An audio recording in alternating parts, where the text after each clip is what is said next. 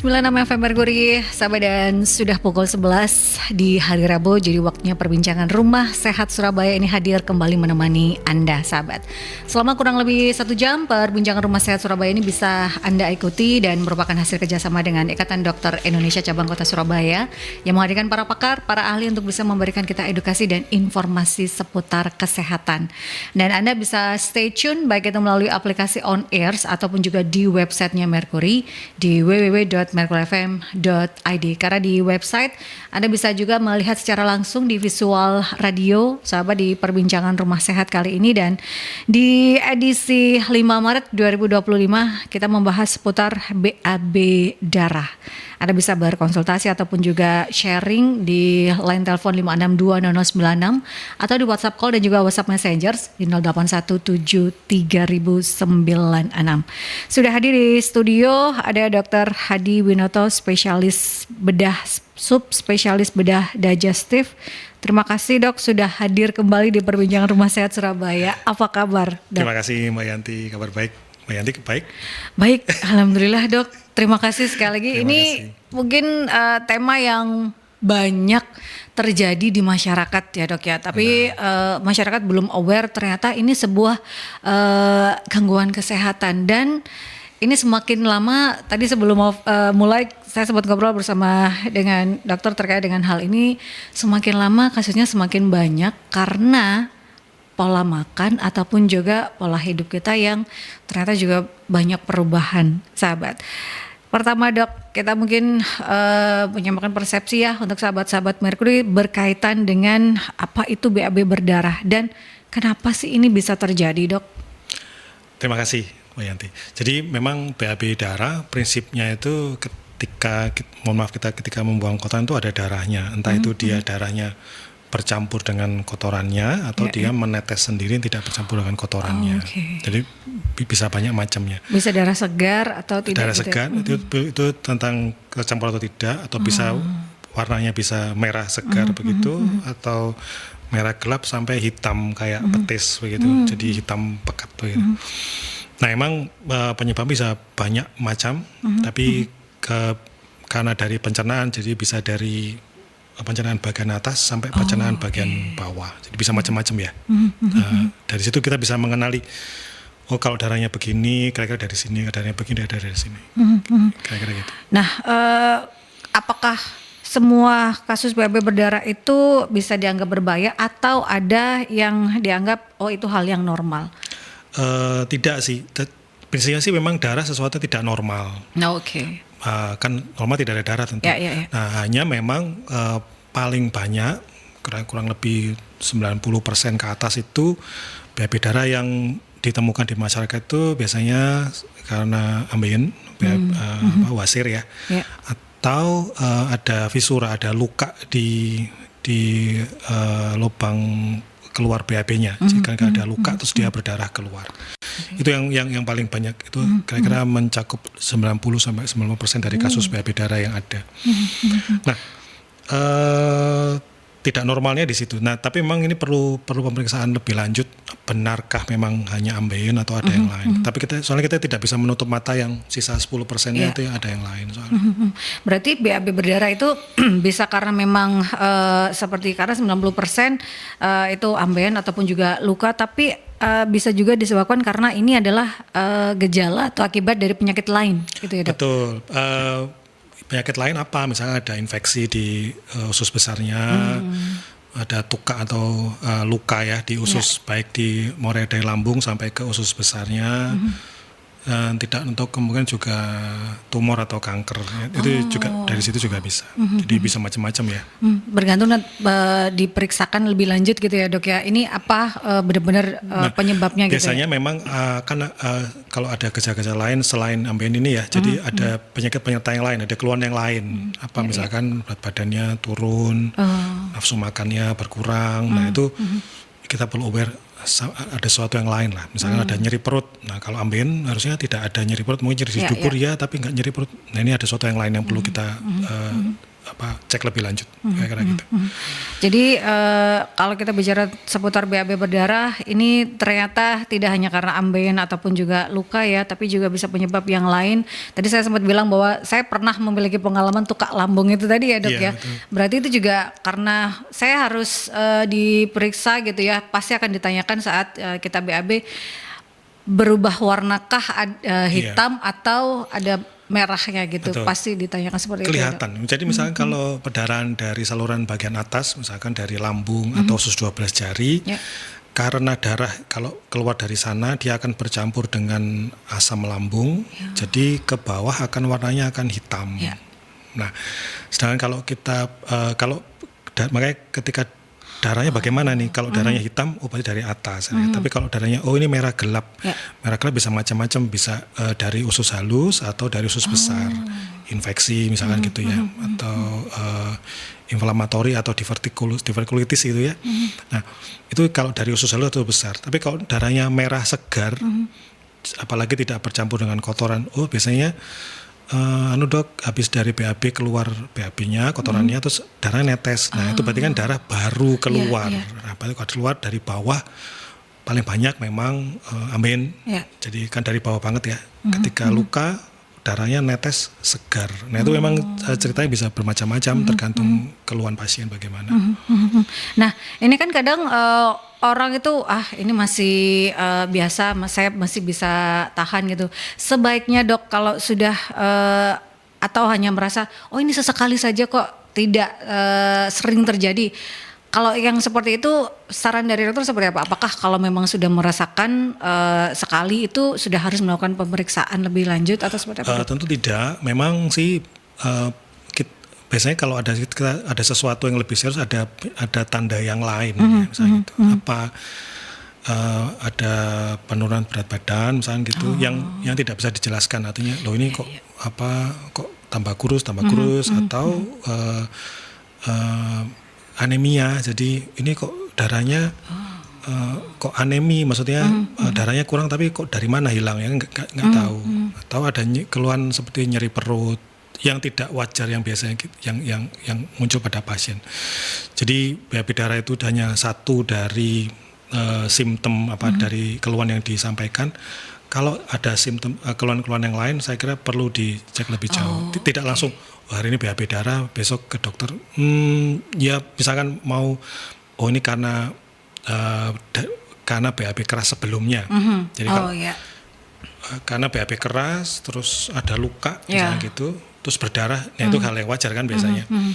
Tunggu dulu saja, misalkan kalau sekali is oke, dia sembuh sendiri ya nggak apa-apa. Tapi kalau ini dia berulang-ulang tanpa ada penyebab yang bisa Anda jelaskan, misalkan ini tidak keras BAB-nya kok masih berdarah ya perlu diselidiki lebih jauh sih, saya pikir.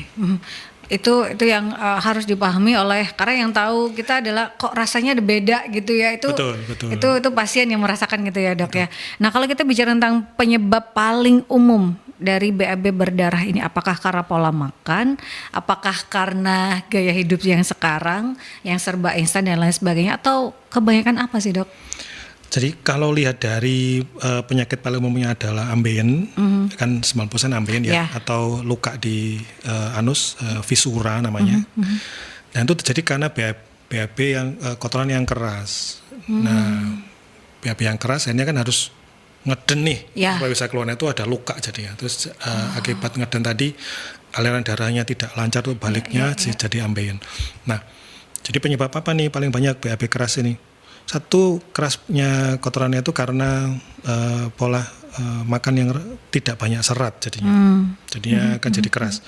Atau minumnya kurang hidrasi, jadi air yang harusnya dikeluarkan terpaksa harus diambil lagi oleh ususnya karena kekurangan cairan, sehingga BAB-nya jadi lebih keras. Yang ketiga paling juga yang sering dialami pada masyarakat perkotaan begini, kurang gerak ya, kurang olahraga ya. Nah itu saya kira mungkin sudah bosan kali ya di tentang makan serat, kemudian minum cukup sama olahraga. Stres seperti apa dok? Apakah ini juga jadi mempengaruhi kondisi saluran cerna dok? Seperti mental health sekarang gitu? Gitu ya. Sih secara langsung tidak tentu karena ini penyebabnya adalah organik. Memang, tapi stres ini dia menimbulkan kekebalan tubuh yang lebih rendah. Nah, memang akibatnya jika pada pasien tersebut ada penyakit misalkan inflammatory bowel syndrome, jadi yang sindroma seperti BAB darah, salah satu dari sindroma tadi yang akibat dari imun yang rendah, nah stres itu dia akan memicu akan terjadinya itu. Jadi secara langsung tidak tentu ke BAB darah, cuma dia sebagai pemicu untuk memicu sakit yang terutama karena imun sistem tadi. Men-trigger paling tidak gitu ya betul, dok ya. Betul. Karena kan kadang asam lambung naik itu kan kalau kita bicara tentang BAB berdarah juga bisa disebabkan karena saluran cerna kita yang bermasalah. Saluran cerna juga kadang dipicu oleh stresor juga gitu ya, sahabat, bisa jadi itu ya. Tapi bukan jadi yang utama. Nah, kalau kita bicara tentang faktor resiko dok yang meningkatkan kemungkinan seseorang untuk mengalami BAB berdarah, apakah masih sama juga karena si pasien ini kurang itu tadi, kurang serat, kurang minum, kurang gerak atau seperti apa dok? Itu yang dari faktor-faktor yang bisa kita kendalikan. Ada faktor yang tidak bisa kita kendalikan, misalnya karena usia. Karena bisa kita kendalikan lah ya usia. Betul. Misalnya usia di atas 50 tahun. Nah itu kenapa? Karena dengan usia tersebut gerakan ususnya itu sudah tidak normal seperti sebelumnya. Dia bisa jadi lebih lambat atau jadi lebih cepat. Kadang pada usia lanjut susah BAB atau BAB-nya sering diare. Nah itu memang karena pergerakan ususnya yang tidak normal seperti sebelumnya. Usia yang pertama. Yang kedua, kalau ada riwayat keluarga yang dengan keganasan kanker usus sebelumnya, itu membuat resikonya akan lebih besar dibandingkan dengan yang lain. Atau misalkan merokok. Nah, merokok ini dia membuat pembuluh darah yang di dalam usus itu dia relatif lebih kecil dibandingkan dari penderita tanpa rokok. Nah, sehingga kalau ada luka yang harusnya dia sembuh dengan lebih cepat, dia akan sembuhnya akan lebih lama. Jadi kira-kira itu sih yang salah satu faktor-faktor resiko yang mungkin selain dari pola makan ya, dari pola makan. Dari usia itu kan memang tidak bisa kita cegah gitu ya dok ya. Kalau kanker usus mungkin ada beberapa, kalau Anda memiliki kerabat atau orang tua yang pernah terkena, itu mungkin bisa mengantisipasi gitu ya dok, dengan menjaga itu tadi supaya tubuh bisa terhidrasi dengan baik, kemudian asupan serat yang cukup, itu salah satu hal yang bisa dilakukan. Jadi salah satu faktor risiko keluarga, dan ada riwayat keluarga yang segaris ya, yang dengan keganasan usus, yaitu membuat resikonya lebih besar. Jadi misalkan kalau normal di atas 50 tahun harus lakukan screening. Nah, kalau ada riwayat keluarga mungkin diturunkan jadi usia 40 tahun screening. Sebaiknya screening kalau ada riwayat keluarga dengan keganasan di usus. Karena itu bisa salah satu gejalanya adalah dengan BAB berdarah ini ya dok ya. Itu salah satu. Nah, sering kadang-kadang nggak dirasakan BAB darahnya. Kan kita udah keluar ya sudah langsung di flash sudah. Jarang kita lihat warnanya apa kayaknya. Nah, betul. Nah, itu perlu waspada aja sih kadang-kadang. Jadi itu menjadi berarti ini salah satu lagi ya deteksi dini secara pribadi adalah melihat warna dari BAB kita gitu ya dok ya. Seperti apa? Tapi itu kan bisa salah satu deteksi gitu ya dok ya. Iya, betul. Kok rasanya berubah? Dan itu kalau setiap hari misal seminggu warnanya, wah ini berarti ada yang salah dengan tubuh saya. Seperti itu ya dok ya. Itu salah satu deteksi dini yang bisa dilakukan. Yang paling gampang lah ya. Yang paling gampang gitu ya. Itu yang bisa dilakukan, apalagi kalau Anda memiliki riwayat yang disampaikan oleh dokter itu tadi sahabat. Nah ini pola makan yang seperti apa dok yang bisa dikatakan ini bisa memicu BAB berdarah? Pola makan tentu yang pola makan yang rendah serat, tidak suka sayur lah ya, wajar. Trennya akan ke sana soalnya karena anak-anak atau dewasa kita ya cenderung yang lebih gampang sayur karena harus diolah dulu, jadi paling banyak adalah pola makan yang rendah serat. Tapi itu kan untuk yang bagian bawah ya, jadi misalkan kalau BAB keras karena kurang rendah serat. Bisa juga dengan tren yang makan pedes-pedes. Ya. Nah, ini level 100 ya. Nah, betul. Semuanya sekarang berlevel Dok makanan gitu ya. Itu salah satu resiko untuk adanya tukak atau luka di lambung. Nah, luka tadi kan sama seperti pada kita kalau ada luka dia akan berdarah. Tapi ini kan luka yang tidak kelihatan. Jadi darahnya nggak kelihatan tapi dia berdarah. Nah, cara taunya bagaimana? Akan terlihat dari kalau darah, misalkan ada luka di lambung dan dia berdarah, kelihatan kalau mohon maaf kotorannya akan berwarna hitam. Jadi sesuatu terjadi, ada perdarahan di situ. Mungkin nggak banyak tapi kelihatan, pasti kelihatan. Jadi pola makan kita ini ya yang serba level, yang serba chili ya, yang berbumbu tajam ini merupakan sebenarnya menjadi faktor resiko ya Dok ya, sehingga kita perlu juga menyeimbangkan dengan serat ya, sahabat, serat dan juga hidrasi tubuh yang baik gitu. Itu menjadi hal yang penting sahabat.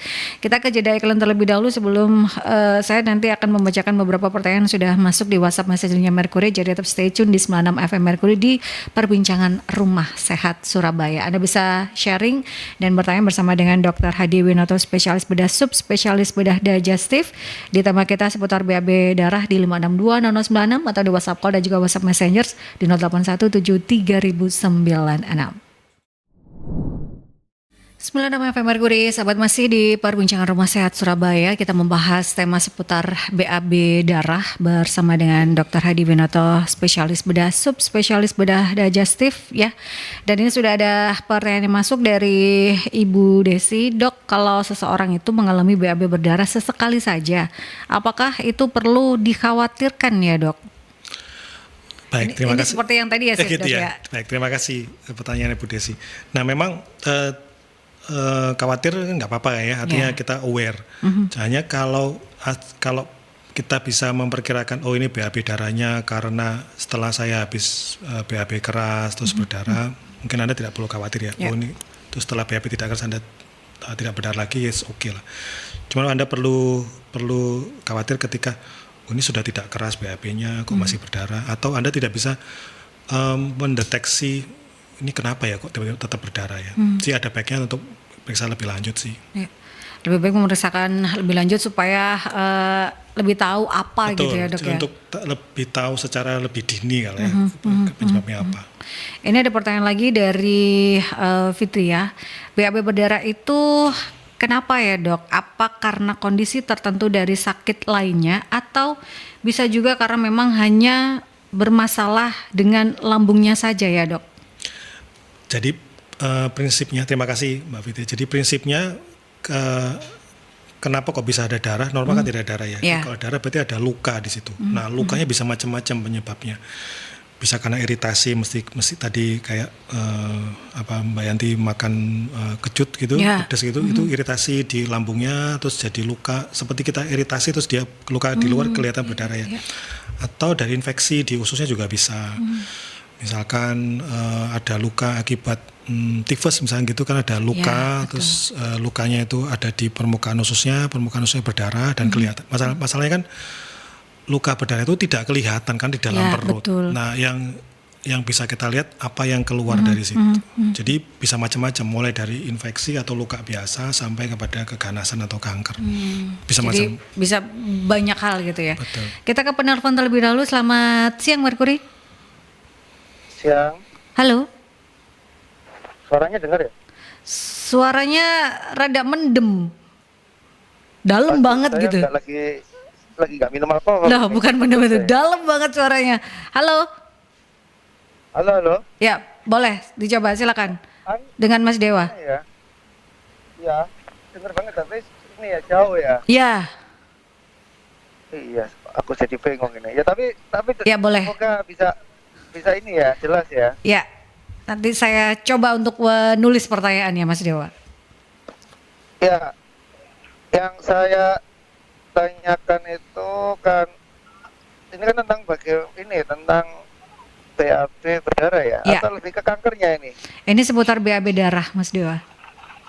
Oh ya, kalau seputar BAB darah itu kan bisa ngomong ini semua apa ya, karena akibat dari yang itu memang kanker atau apa ya, tapi kan kebanyakan adalah bagaimana yang disebabkan oleh apa ya, ada bakteri juga ya, ada yang katanya mungkin karena radang usus atau karena polip kanker usus atau divertikus ya. Vertikus apa itu, usus besar atau mungkin tungkak lambung kan macam-macam ya, ada ada varises esophagus. Itu kan kita bagaimana ya membedakan itu kan, macam-macam itu ya. Terus mungkin kalau dijelentrekkan tuh banyak banget ini, apalagi juga wasir ambeien itu juga termasuk BAB berdarah gitu loh. Nah, ini kan penanganan dininya itu bagaimana? Kalau yang saya tahu biasanya kalau nggak salah ya, apakah itu pengaruh juga nggak sih karena akibat kebiasaan duduk anak zaman now itu kan duduk itu selalu tidak duduk tegap. Banyak orang itu kan, saya pun selalu kalau pas saya duduk di ruang tamu atau duduk di meja makan selalu mengajarkan udah duduk jangan pakai punggung, duduk itu pakai ini istilahnya bokong lah, maaf ya saya. Jadi kamu jangan duduk kayak bersandar miring, itu nanti organ anus kamu itu juga kesulitan untuk BAB. Itu apakah benar? Karena kalau kita kebiasaan duduk yang salah, akhirnya untuk anus itu jadi kesusahan dan jadi susah gitu loh. Yang itu yang kedua ya, karena yang pertama tidak ada berbagai macam penyebabnya dan lain-lain itu ya. Itu yang kedua, pertanyaan karena duduk. Yang ketiga, apakah karena kita memang benar nggak pernah makan yang berserat ya? Mungkin ya kembali lagi zaman now kan kebanyakan orang kalau nggak junk food, terus yang fast food, lalu yang tidak berserat. Tapi ada lagi sebenarnya udah waktunya BAB ngempet. Nah itu kan kadang gitu kan, nanti nahan BAB ya. Waduh, ya nahan. Saya kira bedegelen. Kalau arek bayi itu biasanya wah saat mereka kayak iso ke belakang rek bedegelen terus sampai berdarah. Itu kan tadi kasusnya untuk orang tua, tapi kan bedegelen atau sampai berdarah ini kan juga anak muda banyak yang kena ya. Apakah ini juga pengaruh karena kurang istirahat, bukan kebiasaan buruk berserat, ya. Terus apakah juga nahan BAB. Alangkah baiknya aturannya mungkin buat pendengar Merkuri, kapan sih kita waktunya, memang ini waktunya keluar ya keluarkan, jangan diempat-empat. Tapi kadang kita kan ngerasa waktu kerja, contoh kayak SPG-an, kayak event, di saat itu shift-nya belum selesai. Oh, shift-ku masih 2 jam lagi, tapi perut udah mules-mules, mau izin tapi dimarahin. Itu gimana ya dok ya? Itu seperti orang event itu kadang kasihan security, mau ke belakang itu diempet. Akhirnya pas ke belakang sekalian drul kayak gitu, kadang ngempet, susah keluar, cari seret gitu. Jadi kan katanya waduh, terus akhirnya dipaksakan, terus akhirnya berdarah. Ya itu baik lagi kayak ambeien. Nah itu gimana, 3 pertanyaan itu bisa dijawab, mungkin dijelaskan, semoga tidak membingungkan ya. Terima kasih dok, selamat pagi. Terima kasih Mas Dewa, selamat siang. Ini 3 pertanyaan dok. Tadi untuk yang pertama sebenarnya sudah dijelaskan di awal, tapi mungkin bisa sedikit dijelaskan berkaitan dengan apakah karena penyebabnya radang usus tadi, atau kebanyakan memang tadi sudah dijelaskan ya 90% memang karena wasir atau luka visura gitu tadi ya dok ya. Itu mungkin sedikit di recap lagi dok untuk yang pertanyaan pertama. Betul. Paling banyak adalah karena perdarahan yang dikeluhkan dari masyarakat ya. Jadi setelah dievaluasi itu paling banyak dari ambeien atau dari visura. Visura itu ada luka di lubang anusnya karena BAB yang keras, jadi luka terus dia berdarah. Nah memang itu paling banyak, tapi ada penyebab lain yang juga perlu kita waspada karena dia lebih berat, misalkan dari infeksi seperti inflammatory bowel disease atau sindrom sampai pada kanker. Kankernya itu memang jadi memang BAB darah ini dia keluhan umum, penyebabnya nggak tahu. Nah kita perlu cari tahu ini dari anamnesenya akan kelihatan ini darahnya bagaimana, warnanya apa, terus bercampur dengan kotoran kan, itu akan bisa menggali lebih jauh. Oh kira-kira penyebabnya di sini karena ini. Nah itu perlu lebih jauh lagi. Penanganan dininya seperti apa dok? Saat kadang kan masyarakat panik, loh kok saya BAB-nya berdarah. Kadang yang awal pertama kali merasakan hal tersebut kan panik duluan gitu. Penanganan dininya seperti apa, Dok? Dia karena BAB darah ini penyebab bisa macam-macam ya. Paling ada obat untuk menghentikan perdarahan memang. Tapi emang ini harus resep dokter dan tapi dijual banyak di apotek untuk menghentikan perdarahan saja. Jadi untuk berhenti saya perdarahannya. Tapi kan dia tidak tahu tidak menyembuhkan sakit, tidak menyembuhkan penyebabnya apa. Jadi supaya berhenti dulu darahnya sambil dicari ini kira-kira penyebabnya apa. Nah memang karena paling banyak ambeien, jadi biasanya pasien sudah membeli obat ambeien karena kan dijual bebas saya tanpa ada resep. Oke. Itu penanganan dini bisa dilakukan. Nah tadi pertanyaan kedua, kebiasaan duduk. Apakah ini juga bisa jadi salah satu hal yang menyebabkan BAB darah, Dok? Secara langsung tidak, cuman memang dengan duduk yang lama ini dia tekanan di dalam usus, terutama usus besar akan lebih tinggi dalam waktu yang panjang sehingga aliran pembuluh darahnya juga jadi tidak normal karena dia akan tertekan karena berat badan kita, sehingga secara langsung tidak, tapi dia akan meningkatkan resiko untuk kedepannya. Jadi misalkan tidak disarankan misalkan di toilet gitu duduk main HP, wah itu panjang, bisa lama, bisa berjam-jam, kira-kira gitu. Nah itu tidak disarankan karena dia akan membuat tekanannya akan lebih tinggi sehingga aliran darah tidak lancar, jadi misalkan ambeien dan sebagainya, terus jadi muncul BAB darah. Jadi ini hanya simptom yang kelihatan sih BAB darah, tapi penyebabnya akan perlu digali lebih jauh. Itu tidak menjadi penyebab utama, tapi bisa jadi menjadi faktor resiko kedepannya gitu ya, betul, Dok ya. Betul. Nah untuk yang nahan BAB ini kan akhirnya menyebabkan malah susah untuk BAB. Ada beberapa kondisi-kondisi dari teman-teman di lapangan tadi dikatakan oleh Mas Dewa, itu seperti apa, Dok? Nah memang normal orang BAB itu minimal 1 kali sehari karena apa yang kita asupan nanti 24 jam akan keluar. Nah lebih dari 24 jam kotoran di dalam usus besar kita, terutama di bawah itu kan kalau ada air di sana maka airnya akan diserap balik lagi masuk ke dalam tubuh kita. Jadi usus besar itu dia tidak menyerap nutrisi, tapi dia menyerap air. Sehingga ketika misalkan dalam jangka panjang dia ada kotoran di situ dan waktu yang lebih lama, airnya akan diserap terus sama usus besar kita, sehingga yang dikeluarkan sampai bawah sebelum dia keluar akan lebih keras. Jadi itu resiko yang akan terjadi kalau BAB-nya lebih dari 24 jam. Semakin lama akan semakin keras lagi karena akan semakin banyak air yang akan diserap. Kira-kira gitu. Iya. Jadi kenapa nahan BAB itu tidak disarankan ya sahabat ya, karena memang air yang ada di area tersebut akan terserap dan itu akan menjadi lebih keras BAB Anda gitu ya. Betul. Itu yang harus dipahami. Jadi kalau memang sudah merasa sakit perut ya sudah langsung saja. Kalau Anda tahan itu malah akan semakin lama semakin keras gitu ya, Dok ya BAB. Meskipun sudah makan, sudah minum banyak. Sudah makan sayur banyak nih, Dok, makan pepaya banyak. Enggak, selama airnya tidak tercukupi, kotorannya serat di dalam situ dia tidak bisa nyerap air sehingga tetap keluar akan tetap keras. Itu yang harus dipahami ya. Ilmu baru nih. Ini ada pertanyaan lagi dari Adinda Ika, Dok. Kita itu kan makanannya banyak yang berbumbu tajam dan pedas. Banyak juga orang yang nggak berselera makan kalau nggak makan pedas. Nah, apa kebiasaan makan pedas itu juga memiliki resiko untuk BAB berdarah? Nggak orang dewasa saja, Dok, yang sekarang ini suka pedas. Anak-anak sekarang ini juga suka sekali makanan pedas. Toleransi pedas yang aman itu yang seperti apa ya, Dok, supaya BAB kita itu tetap aman dan lambung kita nyaman? Benar, terima kasih.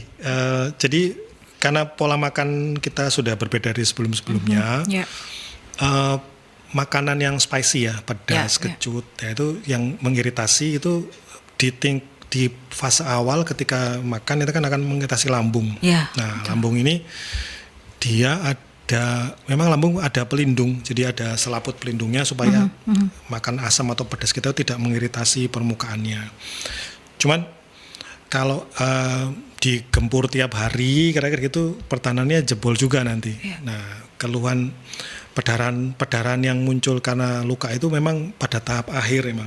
Awal-awal yang terasakan ya seperti orang sakit mah ya, nyeri, nggak enak, begar dan sebagainya. Nah itu karena awal-awal karena pelindungnya sudah tergerus oleh makanan-makanan tadi. Nah memang kalau itu yang tahap awal ketika di lambung. Nah tahap yang di bawah sampai kan usus halus sampai ke usus besar, manusia itu kita tidak bisa mencerna biji cabai, Mbak. Itu memang pencernaan kita tidak didesain untuk itu, sehingga kalau kita makan pedas biji cabai ya akan keluar biji cabai seperti sebelumnya. Nah, seperti yang kita makan. Nah, sehingga ketika biji cabai itu sudah terlalu banyak, sehingga di bawah itu dia akan mengiritasi sebelum dia keluar. Nah, iritasi karena biji cabai itu dia akan membuat usus besar, karena usus besar kita kan dia nampung kotorannya itu. Nah, dia ada bahan iritan yang di situ, biji cabainya tadi mengiritasi sehingga dia radang, membuat dia lebih mudah berdarah. Ditambah dengan kotoran yang keras ya, dia sudah radang, kotorannya keras ya sudah lebih mudah. Sehingga gimana caranya supaya kalau makan pedas oke lah ya, karena memang selera masing-masing. Hanya betul. Asupan seratnya tetap lebih banyak dan minum hidrasinya akan cukup, sehingga meskipun pedas tapi dia tidak mengiritasi lambungnya, bahkan sampai ke bawah ada serat yang melindungi dia supaya biji cabainya itu dia tidak mengiritasi mana-mana dan tetap airnya cukup sehingga tidak keras BAB-nya dan lebih mudah BAB. Tidak menyebabkan luka pada akhirnya gitu ya, Dok ya. Benar. Nah, ini kalau kita bicara tentang pemeriksaan ataupun juga diagnosis, karena kan tadi BAB berdarah ini bisa karena radang usus, bisa karena wasir, bisa karena sakit yang lain gitu ya, sahabat. Untuk diagnosisnya sendiri untuk lebih tepat, oh ini karena BAB-nya karena ini ada pemeriksaan khusus nggak sih, Dok? Atau memang karena ini tidak ada simptom lain, berarti ini murni untuk ambeien atau seperti apa, Dok? Benar. Jadi dari pola BAB darah tadi, nah yang kedua yang dilakukan adalah pemeriksaan fisik. Jadi lihat pemeriksaan fisik. Dan dokter mungkin akan melakukan colok dubur. Colok dubur itu memasukkan jari ke lubang anusnya untuk lihat ada sesuatu di dalamnya kah yang jadi penyebab perdarahan itu. Dari colok dubur ini dia bisa evaluasi, misalkan ada tumor kah, ada ambeien kah, ada luka kah di situ karena visula tadi ya, itu akan langsung kelihatan. Memang keterbatasannya adalah jari kita kan kira-kira 8 sentian ya, jadi cuma bisa evaluasi 8 senti dari bawah anus. Nah lebih dari itu perlu pemeriksaan lain, misalkan kolonoskopi atau endoskopi untuk mengetahui sebenarnya darahnya itu dari mana sih, kira-kira gitu. Jadi pemeriksaan lebih lanjut memang dibutuhkan, nanti bergantung dari kondisi dari pasien gitu ya, Dok ya. Nah untuk tata laksana juga pengobatan sendiri dari BAB darah ini seperti apa, Dok? Satu, memang dokter mungkin akan meresepkan anti perdarahan. Nah, anti perdarahan untuk supaya darahnya stop dulu, sambil akan dicari penyebab utamanya apa. Jadi misalkan kalau penyebabnya karena iritasi lambung ya diberi obat lambung. Jadi kalau penyebabnya karena ambeien ya diberi obat anti ambeien, kira-kira gitu. Jadi sangat-sangat variatif tergantung dari penyebabnya apa. Nah kalau bicara tentang BAB darah ini jika tidak tertangani dengan baik, ini apakah ada komplikasi yang menyertai sih, Dok? Nah, setiap darah yang keluar berarti kalau itu lebih banyak daripada kemampuan pabrik yang untuk memproduksi, tubuh kita kan produksi darah juga. Nah, tapi kalau lebih banyak yang keluar akan HB-nya darahnya akan turun-turun. Nah, itu yang konsekuensi yang akan terjadi. Nah, sehingga perlu dideteksi ini, ya ini berdarah, kenapa darahnya ini? Bahkan kadang-kadang orang, ini nggak apa-apa ini karena ambeien. Tapi kalau darahnya banyak banget sampai ada anemi itu ditandai dengan badannya lemes, pucat dan sebagainya, ya mau nggak mau meskipun hanya ambeien ya, saya kira. Tapi perlu waspada. Ya, ya. Jadi memang ada kondisi-kondisi tertentu yang kalau memang BAB darah ini ya memang harus segera tertangani. Kalau tidak ya bisa anemia gitu ya dok Iya, ya. Bisa. tergantung seberapa banyak darah yang keluar. Kira-kira gitu. Karena kan kalau ambien kan ada yang benar-benar darah segar gitu ya dok Iya. yang ngucur itu yang harus jadi perhatian dari sahabat-sahabat Merkuri berkaitan dengan hal tersebut ya. Kita ke jeda iklan terlebih dahulu, sahabat tetap stay tune di perbincangan Rumah Sehat Surabaya karena kita sedang membahas tema seputar BAB darah bersama dengan Dr. Hadi Winoto, spesialis bedah, subspesialis bedah digestif ya.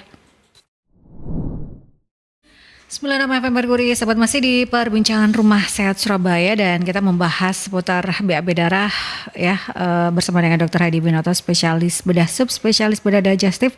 Ternyata tidak hanya karena ambien atau fisura tapi memang 90% BAB darah disebabkan hal tersebut, tapi ada juga karena lainnya sahabat, bisa juga karena kanker usus ya dok ya. Benar. Berarti kalau kita bicara tentang BAB darah ini bisa menjadi tanda penyakit serius gitu ya dok ya. Kalau BAB darah ini penyakit serius apalagi dok yang gejalanya ini adalah BAB darah. Mungkin tidak hanya kanker usus, ada yang lain kah dok?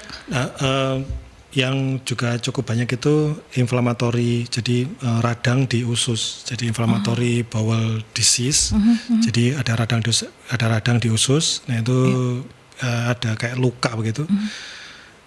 Luka kronis yang di dalam usus besarnya. Nah itu bisa mengakibatkan ada perdarahan, ada darah juga di BAB-nya. Nah pada usia lebih lanjut di atas 50 tahun itu ada divertikulosis, divertikel namanya. Jadi usus besarnya itu kayak seperti ada mata ikan gitu. Kalau pada balon ada mata ikan, jadi harusnya dia lurus begitu, terus dia ada pentol-pentol gitu mata ikan. Nah di titik ini kalau pada usus namanya divertikel. Nah di titik divertikel itu dia bisa radang, divertikulitis, terus dia berdarah di situ. Nah jadi memang terjadi pada divertikel memang penyakit degeneratif paling banyak. Nah pada usia di atas 50-60 tahun. Nah sehingga pada usia itu kalau ada BAB darah ya sebenarnya memang tidak menganggap bahwa ini ambien, tidak. Memang kita perlu telah lebih jauh karena faktor resikonya akan lebih tinggi dengan yang lain. Jadi memang kalau usia sudah di atas 50 tahun kemudian mengalami BAB darah, jangan berpikir untuk ini mungkin ambien gitu ya dok. Mungkin ada penyakit yang lain. Betul, gitu ya. lebih aware supaya kita perlu lebih waspada. Mungkin ada yang lain yang perlu kita ketahui lebih dini akan lebih baik. Karena kan semakin awal terdeteksi penanganan akan lebih tepat gitu ya dok ya. Mungkin akan lebih karena kita bicara tentang kualitas hidup kalau di usia 50 tahun ke atas gitu ya sahabat. Nah ini kalau kita bicara kebiasaan juga, apa saja kebiasaan yang bisa dilakukan dok untuk mencegah BAB berdarah? Satu memang pola makan tinggi serat. Ya, kemudian hidrasi, minum cukup, olahraga dan menghindari duduk yang terlalu lama sih, itu yang bisa kita lakukan hari-hari.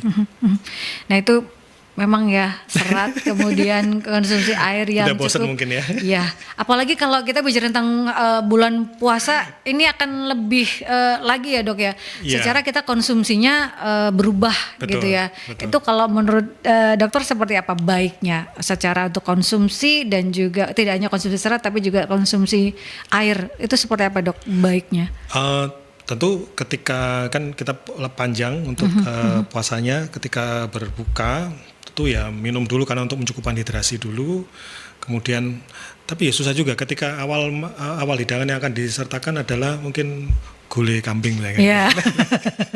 Makanan berat gitu. Sih oke aja sebenarnya, cuman Anda perlu tambah sayurnya dan sebagainya. Itu tetap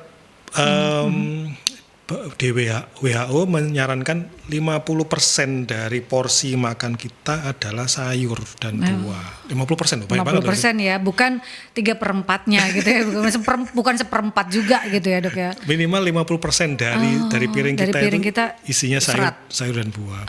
Oke. Separuh ya sahabat ya, bukan 1/4 sayur gitu. Tapi kalau gulai kambing kacang hijau gimana dok? Itu boleh nggak? Kan gulai kambing kacang hijau itu ada seratnya kacang hijau. Betul, betul sih.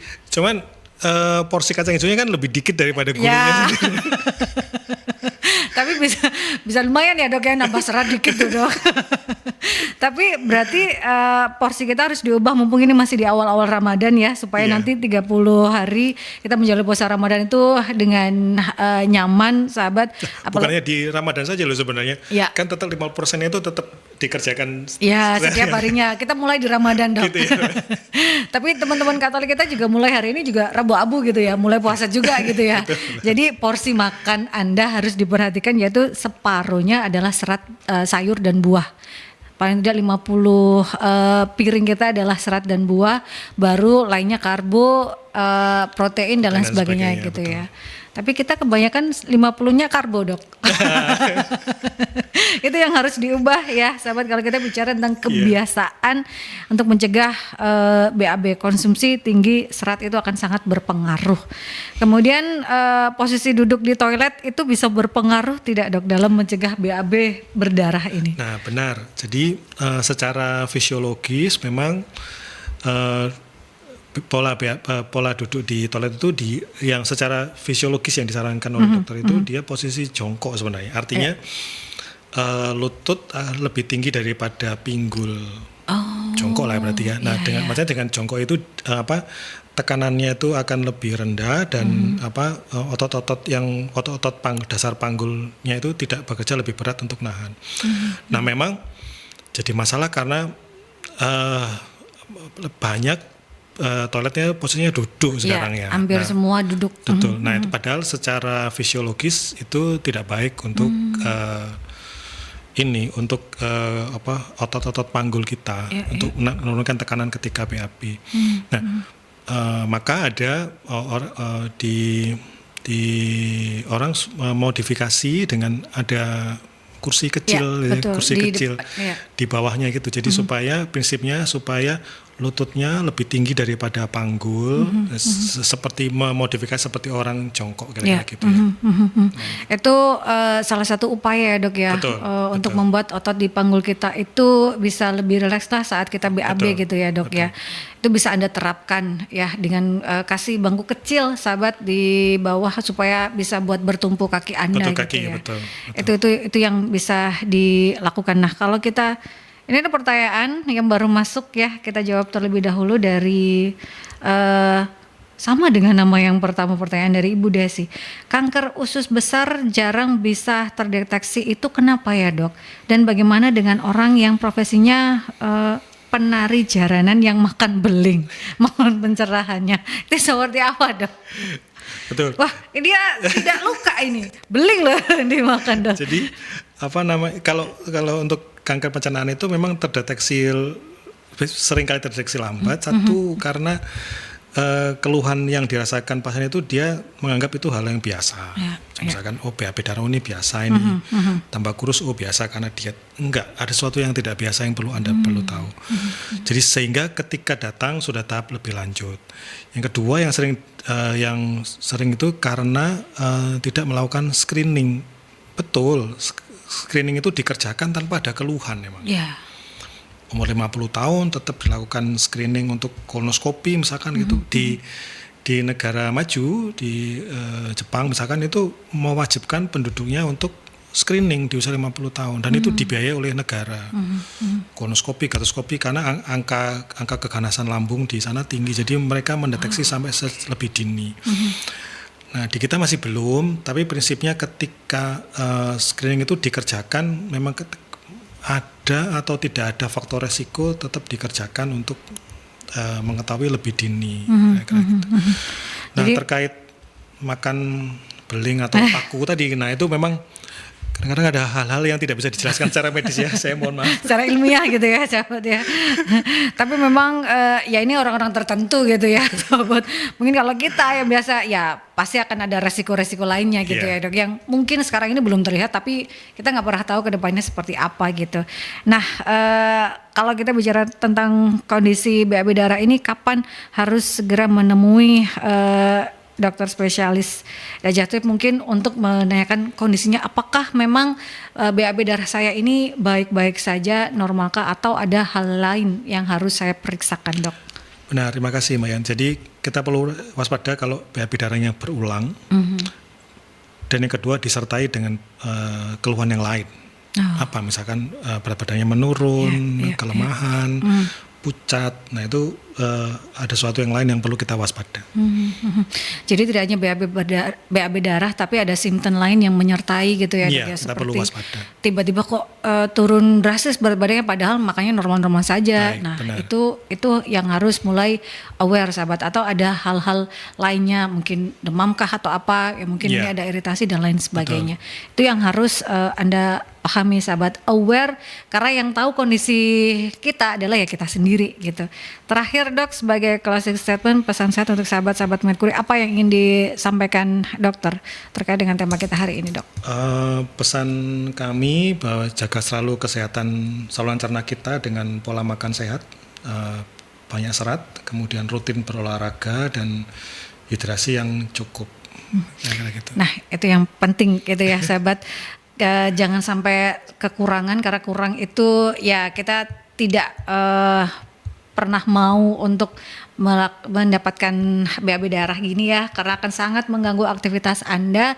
Jadi hidrasi tubuh yang cukup, kemudian konsumsi serat yang cukup sahabat ya, dan juga jangan untuk tidak bergerak ya, karena 3K kurang tadi, kurang serat, kurang minum, kurang gerak itu bisa salah satu penyebab BAB darah ini.